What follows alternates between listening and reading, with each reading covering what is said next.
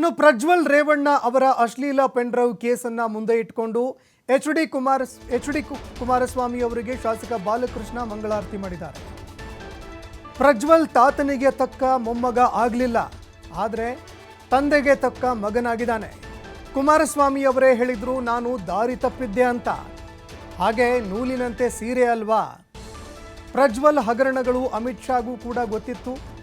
Video ಮಾಡಿದ್ದು JDS ಸಂಸದ, video ಸಿಡಿ ಮಾಡಿ ಹಂಚಿದ್ದು ಬಿಜೆಪಿಯ ದೇವರಾಜೇಗೌಡ.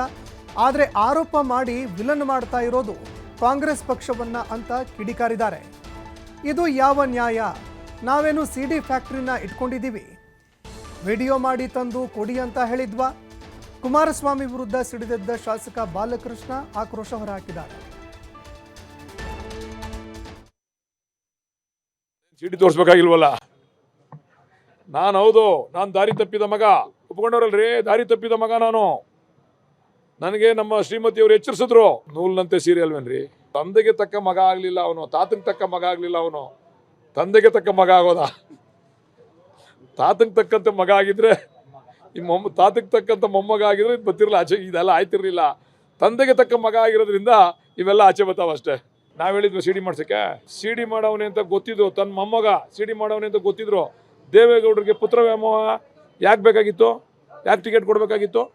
ಟಿಕೆಟ್ ಕೊಡದೇ ಇವೆಲ್ಲ ಆಚೆನೆ ಬರ್ತಿರ್ಲಿಲ್ಲ, ಗೊತ್ತಿತ್ತು. ಅಮಿತ್ ಶಾ ಹೇಳವ್ರೆ, ಟಿಕೆಟ್ ಕೊಡಬೇಡ್ರಿ, ಇವಂದು ಹಿಂಗೈತೆ, ಹಗರಣ ಐತೆ ಇವಂದೆಲ್ಲ ನಮಗೆಲ್ಲ ಸಿಡಿ ಗಿಡಿ ಎಲ್ಲ ನಮ್ಗೆ ಕೊಟ್ಟವ್ರು ನಮ್ಮ ಕೈಗೆ ಅಂತ ಅಮಿತ್ ಶಾ ಹೇಳಿದ್ರು ಕೂಡ ದೇವೇಗೌಡರಿಗೆ ಆ ಥರ ವ್ಯಾಮೋಹ ಯಾಕೆ ಬೇಕಾಗಿತ್ತು? ಒಬ್ಬ ಕಾರ್ಯಕರ್ತನಿಗೆ ಟಿಕೆಟ್ ಕೊಟ್ಟು ಗೆಲ್ಸ್ಬೋದಾಗಿತ್ತಲ್ವಾ? ಕಾಂಗ್ರೆಸ್ನವ್ರನ್ನ ವಿಲನ್ ಮಾಡಕ್ಕೆ ಹೊಂಟಿದ್ದೀರಾ. ಮಾಡಿದವರು JDSನವರು, ಸಿಡಿನ ಆಚೆಗೆ ಬಿಟ್ಟವನು BJP ದೇವರಾಜೇಗೌಡ, ವಿಲನ್ ಆಯ್ತಿರೋರು ಕಾಂಗ್ರೆಸ್ನವರು. ಇದ್ಯಾವುದ್ರಿ ನ್ಯಾಯ ಇದು? ಮಾಡಿದವನು JDSನವನು ಪ್ರಜ್ವಲ್ ರೇವಣ್ಣ, ಆ ಸಿಡಿ ಇಟ್ಕೊಂಡು ಓಡಾಡಿದವನು ದೇವರಾಜೇಗೌಡ BJPಯವನು.